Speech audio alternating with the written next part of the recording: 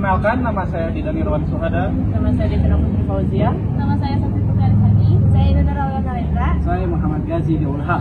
Di sini kami akan memaparkan materi mengenai resolusi konflik. Bismillahirrahmanirrahim. Assalamualaikum warahmatullahi wabarakatuh. Waalaikumsalam warahmatullahi wabarakatuh. Selamat pagi semuanya. Pagi. Salam sejahtera untuk kita semuanya. Pertama-tama saya ucapkan puji serta syukur kita kepada kehadirat Allah yang telah memberikan kita nikmat sehingga kita dapat berkumpul di tempat di kelas yang insya Allah barokah. Amin. Selanjutnya saya ucapkan terima kasih kepada Ibu Herni Suryani SIKOM MMCHLA selaku dosen pengampu mata kuliah manajemen publik, dan kepada teman-teman semuanya yang sudah hadir dan memberi kesempatan pada kami untuk mempresentasikan yang berjudul resolusi konflik.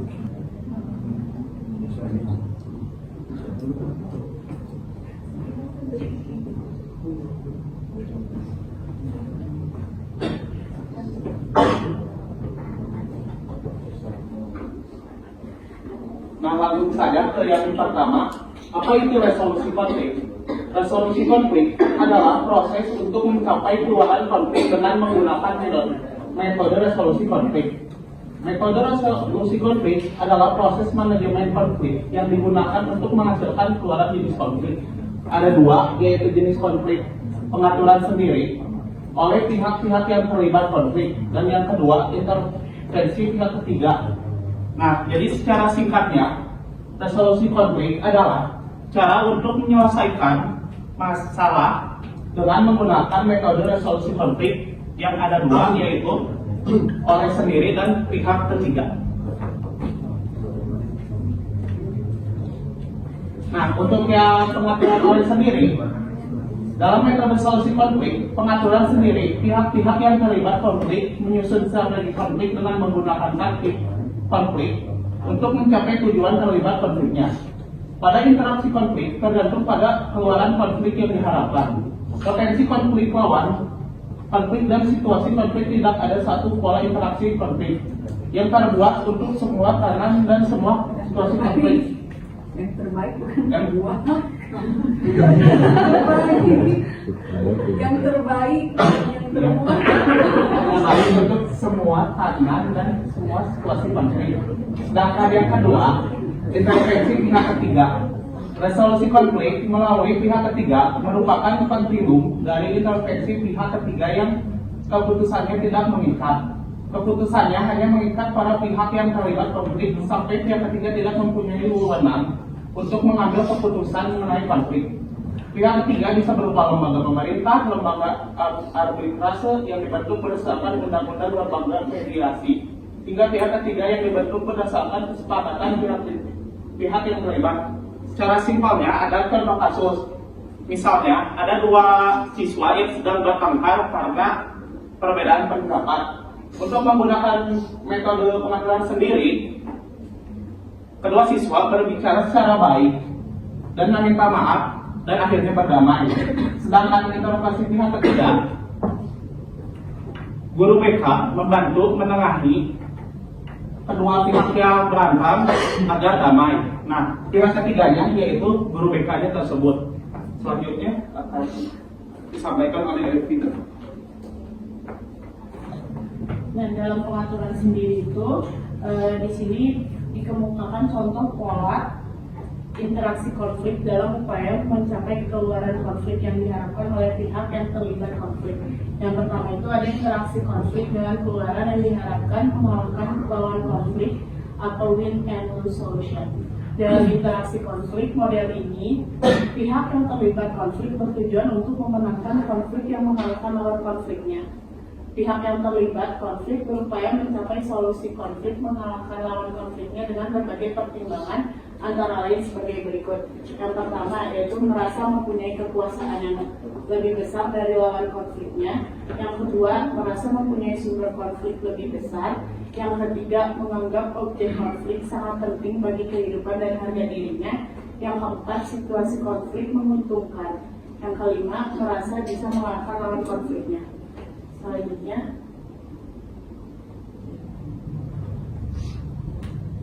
Oke, di slide ini kalau kita perhatikan lebih dalam perilaku pihak yang ingin menang gitu di konflik tersebut. Yang pertama, mereka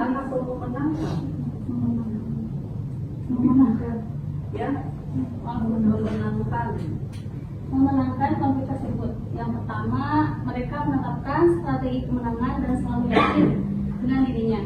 Yang kedua, mereka bisa menghadapi konflik dengan rasa percaya diri juga kompetitif.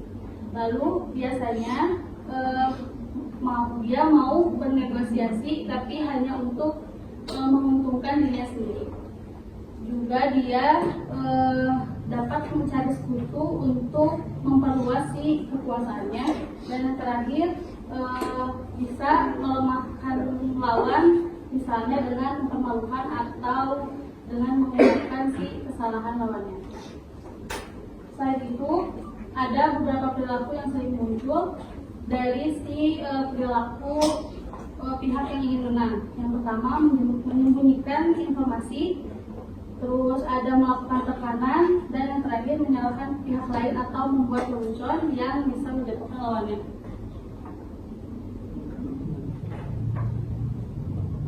Nah, tadi kan sudah disebutin yang interaksi konflik dengan tujuan loss and win solution. Nah, di sini ada interaksi konflik dengan tujuan menciptakan kolaborasi atau kompromi win-win solution. Kalau misalkan yang tadi loss dan win solution itu modelnya bersifat kompetitif. Kalau model ini itu kebalikan, jadi kolaboratif atau win-win solution. Tujuannya bukan mencari siapa yang menang atau kalah, tapi mencari solusi yang bisa memuaskan kedua belah pihak. Dalam pendekatan ini, kedua belah pihak itu saling terbuka, mendengar, berusaha memahami sudut pandang satu sama lain. Caranya bisa dilakukan dengan menyusun strategi untuk membuka komunikasi dan negosiasi. Yang kedua, menghadapi konflik dengan ramah dan tegas agar mau berdialog. Lalu berunding dengan prinsip give and take. Kemudian menyampaikan data secara objektif. Kemudian menggunakan gaya manajemen kolaboratif. Lalu menunjukkan empati, pengertian, dan tanggung jawab. Nah, dan yang terakhir, kita perlu menggunakan mediasi agar lebih adil. Jadi, dalam model ini, konflik justru menjadi peluang untuk membangun hubungan yang baik dan memperkuat kerjasama.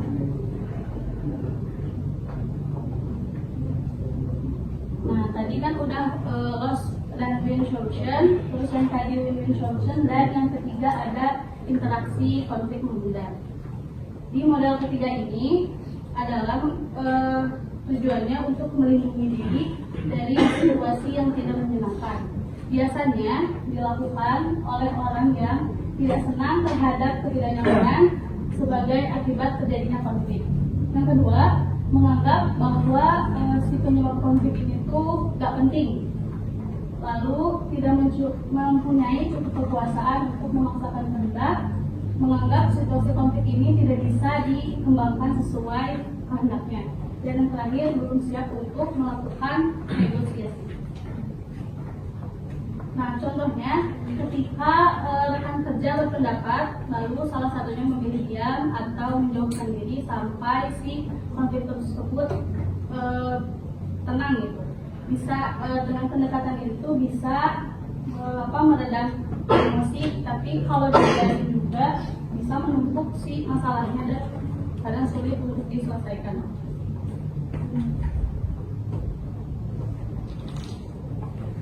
Nah, menurut Bernard Mayer tahun 2000 dalam bukunya berjudul The Dynamic of Conflict Resolution, sebagainya menyatakan ada 8 cara untuk menghindari konflik. 8 cara tersebut, yang pertama, menghindari secara agresif, yaitu jangan memulai konflik dengan saya atau Anda akan menyesal. Yang kedua, menghindar pasif, yaitu saya menolak bertanggung jawab atau terlibat konflik dengan Anda.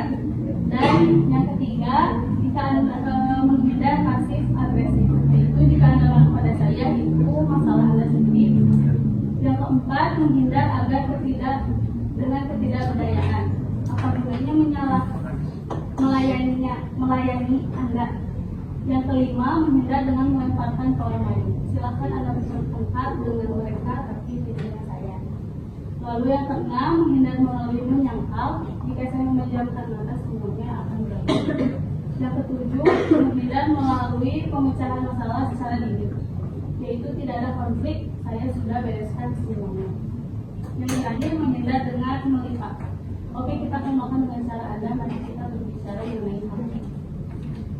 Selanjutnya akan dijelaskan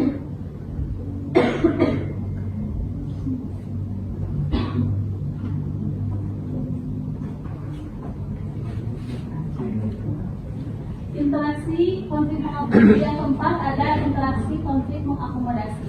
Interaksi ini bertujuan untuk menyenangkan lawan konflik atau mengorbankan diri. Jadi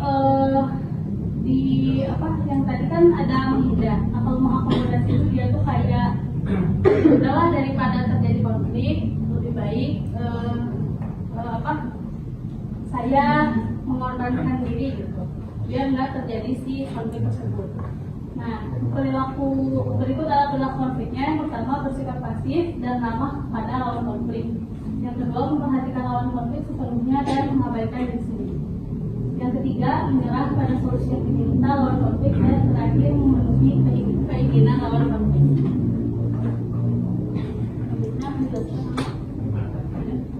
Selanjutnya ada resolusi konflik tanpa kekerasan dan dengan kekerasan. Nah, kalau yang pertama dulu resolusi konflik tanpa kekerasan. Resolusi konflik tanpa kekerasan itu biasa disebut non-violent, melibatkan penghindari kekerasan fisik, verbal atau non-verbal untuk mencapai tujuan. Menghindari luka fisik tapi berpotensi menyebabkan luka psikologis seperti kecewaan dan frustasi. Contohnya dalam birokrasi, atasan yang mengabaikan dan membuat bawahan merasa frustasi. Itu efektif jika pihak saling bergantung memungkinkan paksaan konsensi melalui diam atau penolakan. Praktiknya termasuk menolak perintah, mogok, demonstrasi damai, atau civil disobedience. Contoh terkenalnya tuh Mahatma Gandhi melawan penjajahan Inggris dengan ahimsa dan satyagraha menghasilkan kemerdekaan India. Dan yang kedua, resolusi konflik dengan kekerasan. Di resolusi konflik dengan kekerasan ini disebutnya violent. Sering terjadi itu di tempat kerja, baik di negara maju maupun di Indonesia. Kekerasan dapat berupa perilaku fisik, verbal, dan tertulis yang bertujuan untuk melukai lawan konflik dan menghilangkan konflik. Contohnya itu kayak tindakan kekerasan di tempat kerja antara lain agresi verbal, mogok, sabotase, vandalisme, dan agresi fisik. Nah, untuk kekerasan itu dapat menyebabkan kerugian bagi perusahaan, buruh, dan masyarakat. Contoh kasus kekerasan di Indonesia itu seperti kasus Marsina, seorang aktivis buruh yang dibunuh karena memperjuangkan hak buruh. Terus ada perusahaan sarana perusahaan dan pembunuhan manajer sumber daya manusia di Sumatera Utara saat demonstrasi buruh. Dan yang terakhir contohnya itu ada perusahaan dan penganiayaan oleh organisasi Islam di Jakarta untuk menyelesaikan konflik. Kasus-kasus ini pun menunjukkan bahwa kekerasan dapat terjadi dalam berbagai konteks di Indonesia, termasuk di tempat kerja atau dalam konflik sosial.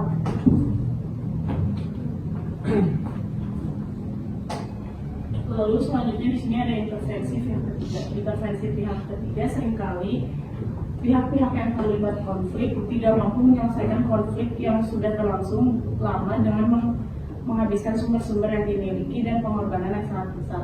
Akan tetapi kedua belah pihak yang terlibat konflik tidak mau mengalah untuk menyelamatkan luka. Menyelamatkan luka yang terjadi jika konflik berkaitan dengan harga diri atau citra diri. Meneruskan konflik akan membuat konflik jalan di tempat atau mereda sebentar. kemudian mulai lagi. Kedua belah pihak akan kehabisan tenaga karena sumber-sumber yang diperlukan untuk terlibat konflik semakin sedikit.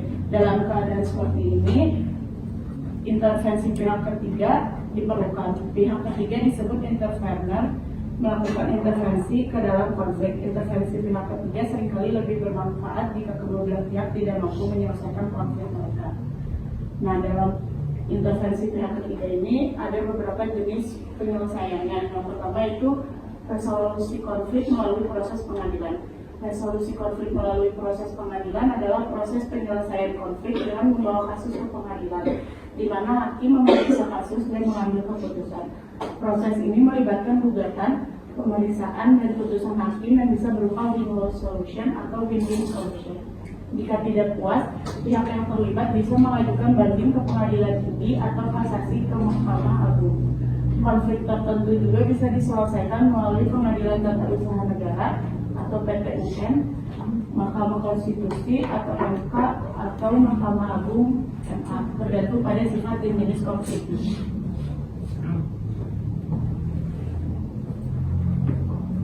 Lalu selanjutnya ada resolusi konflik melalui proses pendekatan legislatif. Ini adalah penyelesaian konflik melalui perundang-undangan yang dikeluarkan oleh lembaga legislatif. Konflik yang diselesaikan dengan cara ini adalah konflik yang besar, meliputi populasi besar, tetapi juga mempunyai pengaruh besar individual anggota populasi dalam konflik politik. Misalnya, konflik mengenai batas daerah dan konflik pemekaran wilayah. Wilayah punya konflik. Ini diselesaikan melalui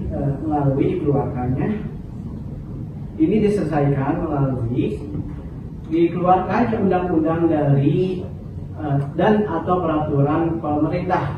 Penyelesaian konflik melalui pendekatan legislatif memerlukan waktu, terutama di Indonesia. Proses legislasi memerlukan penyusunan naskah akademik, penyusunan draft undang-undang, dan pembahasan undang-undang di DPR. Setelah pembuatan undang-undang, peraturan pemerintah diperlukan untuk melaksanakannya. Lalu yang ketiga, ada resolusi konflik melalui proses administrasi. Resolusi konflik melalui proses administrasi adalah resolusi konflik melalui pihak ketiga yang dilakukan oleh lembaga negara, bukan lembaga yudikatif, yang menurut undang-undang atau peraturan pemerintah diberi hak untuk menyelesaikan penyelesaian atau konflik dalam bidang tertentu.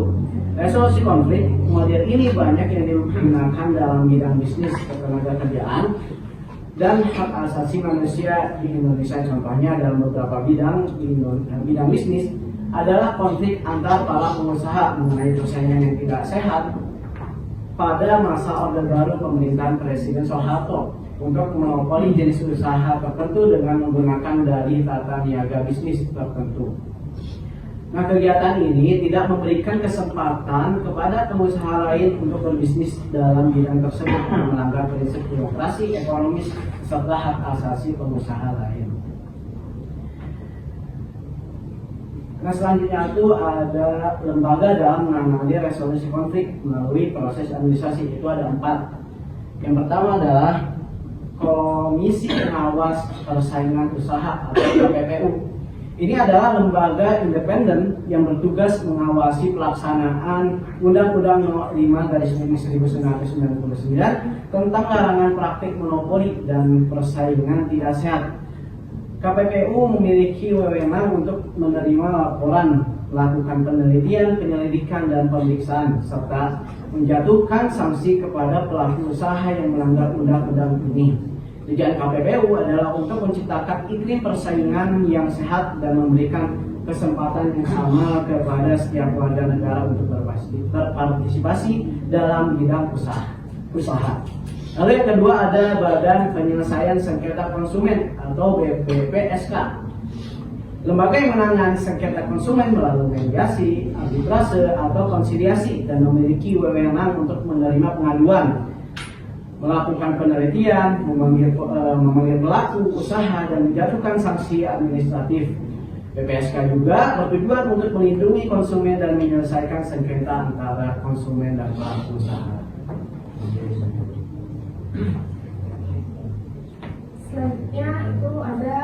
penggusuran. Penggusuran itu dilakukan oleh pemerintah untuk menyelesaikan masalah pendudukan tanah liar dan bangunan ilegal seperti pemukiman kumuh dan pedagang kaki lima yang mengganggu ketertiban lalu lintas. Yang keempat ada Ombudsman. Ombudsman ini adalah lembaga negara independen yang mengawasi pelayanan publik dan menangani keluhan masyarakat tentang maladministrasi. Tugasnya itu meliputi menerima laporan dugaan maladministrasi, melakukan pemeriksaan substansial, dan mengawasi penyelenggaraan pelayanan publik. Ombudsman ini bertujuan melindungi hak asasi warga negara dan meningkatkan kualitas pelayanan publik. Ada beberapa jenis ombudsman, yaitu ombudsman pemerintah dan ombudsman non-pemerintah yang dapat dibentuk oleh perusahaan, lembaga pendidikan, dan lembaga nirlaba. Di Indonesia, Komisi Ombudsman Nasional dibentuk untuk mengawasi pelayanan publik dan menangani keluhan masyarakat. Nah, terakhir, jenis intervensi pihak ketiga itu yang keempat itu resolusi perselisihan alternatif. Ini tuh resolusi konflik melalui pihak ketiga yang bukan pengadilan dan proses administrasi yang diselenggarakan oleh lembaga yudikatif dan eksekutif. ADR itu terdiri atas mediasi dan arbitrase masing-masing. Metode ADR akan dibahas lebih terperinci pada bagian selanjutnya. Yang kelima, rekonsiliasi. Rekonsiliasi adalah proses resolusi konflik yang bertujuan memulihkan hubungan dan menciptakan perdamaian antara pihak-pihak yang terlibat konflik. Rekonsiliasi juga melibatkan pengungkapan kebenaran, pengakuan, dan pengampunan untuk menciptakan kehidupan yang harmonis dan damai. Di Indonesia, Komisi Kebenaran dan Rekonsiliasi atau KKR dibentuk untuk menyelesaikan pelanggaran hak asasi manusia yang berat dan melaksanakan rekonsiliasi. KKR memiliki wewenang untuk menerima pengaduan, melakukan penyelidikan, dan memberikan rekomendasi kepada pemerintah. Tujuan rekonsiliasi ini untuk memulihkan hubungan dan menciptakan perdamaian antara pihak-pihak yang terlibat konflik.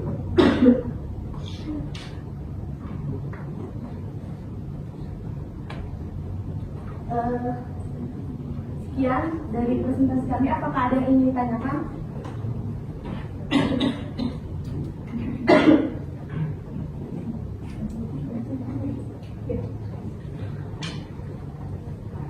Silakan, ada yang perlu bertanya kepada kelompok 5? Kelompok 4 ya.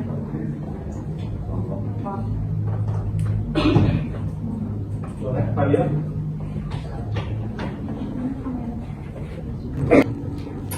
Sebelumnya perkenalkan, nama saya Muhammad Fadil Zaidan.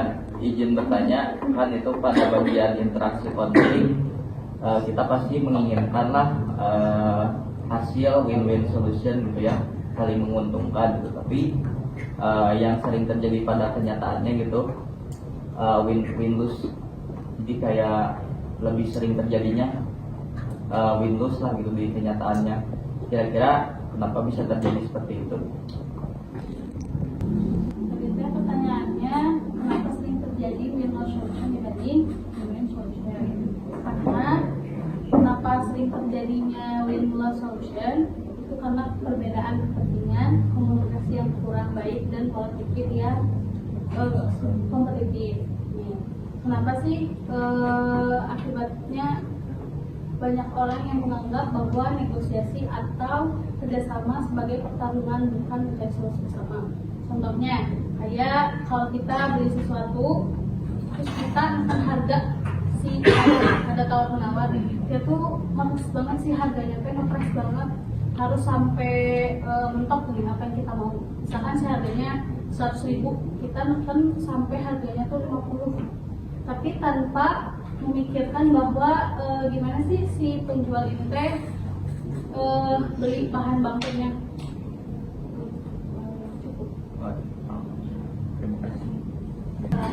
Nama saya Siva Abdulani dari kelompok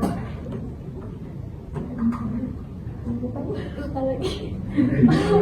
Ini bertanya, kalau misalkan apa namanya di dalam organisasi atau misalkan di lingkup pekerjaan ada dan pihak B itu berselisih pendapat, jadinya kan konflik.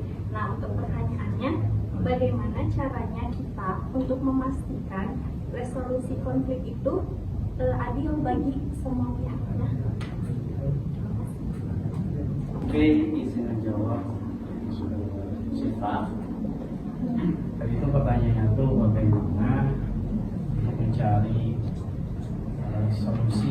solusi yang adil untuk kedua belah pihak terhadap permasalahan media ini. Jadi cara yang paling efektif dan efisien itu adanya mediasi atau orang ketiga, pihak ketiga untuk sebagai penetral. Jadi kalau misalkan tanpa pihak ketiga itu tuh sama-sama inilah gitu, keras kepala keduanya. Nah, ada pihak ketiga yang netral dan saling memberikan argumen, jawaban, dan akhirnya kan menemukan benang merah solusi yang baik. Nah, itu mungkin salah apa istilahnya itu, yaitu solusinya gitu. Itu mungkin. Jadi izin bertanya, saya Muhammad Raja Arman dari kelompok 2. Izin bertanya kepada kelompok 4. Terkait materi resolusi konflik, apakah ada persamaan antar resolusi dari konflik atau resolusi dari konflik dengan evaluasi dari konflik, atau sangat berbeda dari dua materi itu? Apakah itu tahapan yang sangat berbeda atau ada persamaan di antara dua itu? Terima kasih. Izin menjawab pertanyaan yang Arman, apakah resolusi konflik dan evaluasi konflik itu sama atau tidak? Jawabannya, evaluasi konflik dan resolusi konflik itu sama-sama untuk menyelesaikan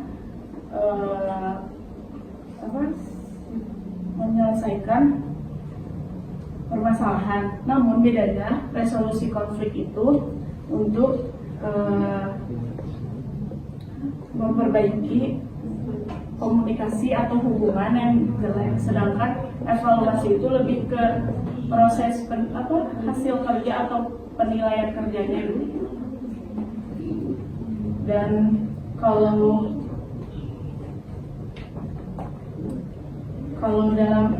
dalam resolusi konflik itu kita membutuhkannya mediator atau pihak ketiga, sementara kalau dalam evaluasi itu hanya pengawas atau penilaian.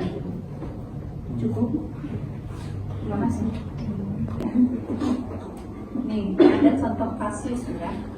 Perawat Rahma yang berumur 42 tahun, dia itu lulusan S2 keperawatan. Pengalaman bekerjanya itu 20 tahun. Adalah manajer keperawatan di unit perawatan penyakit dalam di sebuah rumah sakit di Yogyakarta. Ya. Beliau memiliki keinginan untuk melakukan renovasi pada unit perawatan yang dipimpinnya. Dan perawat Rahma pun menemui direktur keperawatan di rumah sakit tersebut. Ketika bertemu dan menyampaikan keinginannya, ternyata menurut direktur keperawatan rumah sakit, rumah sakit hanya memiliki biaya untuk merenovasi 1 unit saja untuk tahun ini. Dan direktur mengatakan sudah ada perawat Tono yang berusia 56 tahun, dia lulusan S1 keperawatan, pengalaman bekerja 28 tahun, yang merupakan manajer perawatan di unit perawatan ICU yang juga mengajukan proposal untuk renovasi. Direktur menyarankan mereka untuk bertemu satu sama lain untuk membahas masalah yang terjadi agar mendapatkan keputusan yang tepat. Perawat Rahma dan perawat Tono sebelumnya juga pernah berkonflik. Jadi perawat itu ada 2 ya, ada Rahma dan Tono. Dua-duanya sama-sama mengajukan renovasi ruangan, ya kan tugasnya itu beda unit ya, dua-duanya sama ingin berenovasi. Nah, Rahmat dan Tono itu sebelumnya berkonflik katanya gitu ya. Nah, Perawat Rahma dan Perawat Tono sebelumnya juga pernah berkonflik tentang penyusunan standar tindakan keperawatan sehingga mereka jarang menjalin komunikasi secara langsung. Perawat Rahma pun merasa terpaksa harus menemui Perawat Tono, dan dalam pertemuan tersebut terjadi perbedaan pendapat antara keduanya, di mana kedua belah pihak beranggapan bahwa renovasi di satu unit perawatan mereka lebih penting dari renovasi di unit perawatan lainnya. Perawat Tono juga menganggap Perawat Rahma tidak berkewenangan untuk melakukan negosiasi dengannya. Yang memiliki kewenangan tersebut adalah Direktur Keperawatan. Konflik ini berdampak pula pada kinerja staf perawat yang bekerja di unit masing-masing, terutama dalam hal kolaborasi. Direktur Keperawatan merasa bertanggung jawab terhadap kondisi ini dan ingin segera menyelesaikannya. Nah, pertanyaannya, bagaimana cara menyelesaikan konflik mereka agar segera teratasi? Berarti konflik antara Rahma dan Tono. Bagaimana cara penyelesaiannya? Apakah harus ada intervensi pihak ketiga? Nah, intervensi pihak ketiga ataukah tidak? Tapi di sini katanya si direktur ingin menyelesaikan konflik mereka berdua, karena konflik antara Rahma dan Tono itu tidak kunjung selesai juga, ya, sama-sama tidak ada komunikasi balut-balut, ya, gitu. Nah, bagaimana cara penyelesaian konflik yang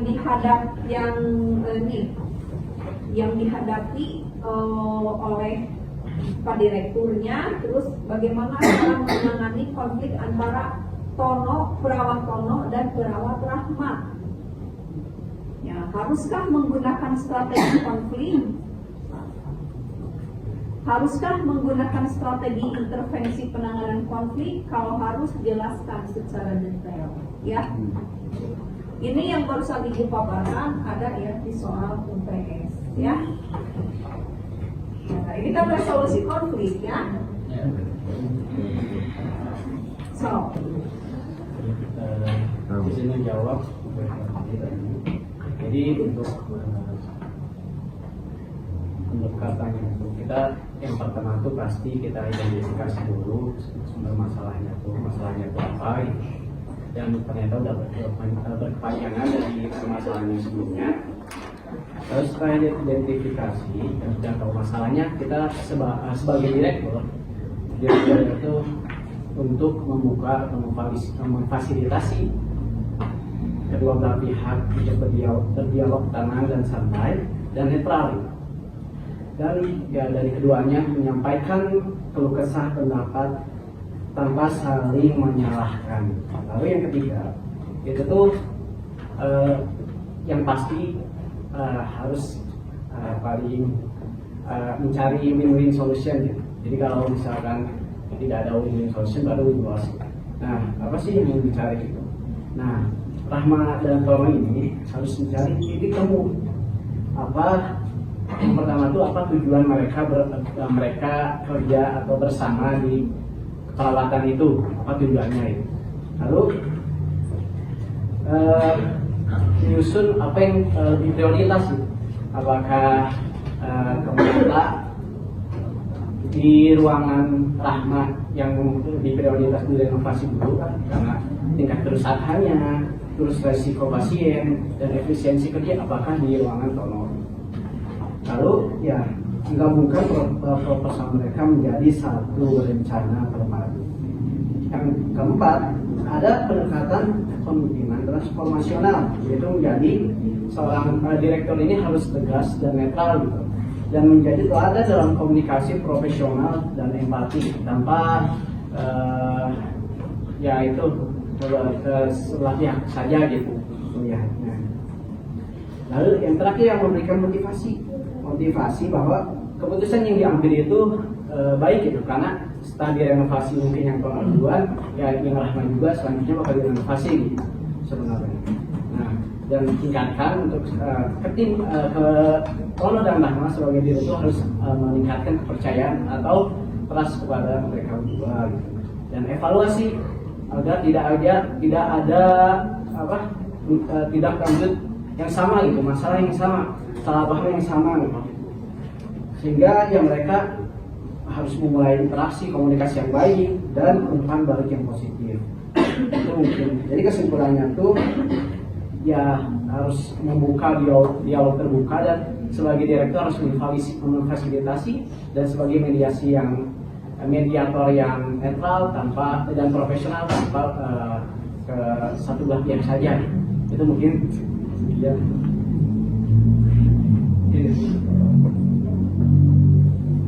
Yang lain gimana? Ada yang pendapat? Tadi kan menurut kasus yang Ibu sampaikan bahwasanya Rahma sama Tono itu kan tidak dapat berkomunikasi lah gitu ya. Berarti mungkin melihat dari segi konflik yang terjadi gitu, berarti ini konflik yang sudah terjadi lama. Jadi kemungkinan besar ada masalah awal yang terjadi gitu. Jadi kita tuh harus sebagai direktur gitu ya, atau orang tengahnya melakukan pendekatan terhadap kedua belah pihak untuk mengetahui kira-kira masalah apa yang terjadi pada kedua belah pihak tersebut. Kan terkadang dalam dunia kerja itu adalah orang yang kayak mungkin saling tidak suka secara personal lah gitu ya. Kan kita harus tahu gitu sifat-sifat orang-orangnya seperti apa. Lalu di situ kita kan baru membuka sesi diskusi ketika kita sudah mengetahui latar belakang dari kedua belah pihak, inti masalah yang terjadi gitu. Maka mungkin kita akan mendapatkan solusi dari apa yang sudah kita ketahui dari masalah kedua belah pihak tersebut.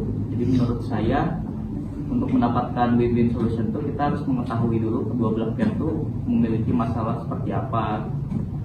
Jadi agar bisa menciptakan adanya resolusi gitu dalam sebuah ini. Jadi ibarat kata apa ya, agar lebih ini aja profesional lagi gitu dalam bekerja.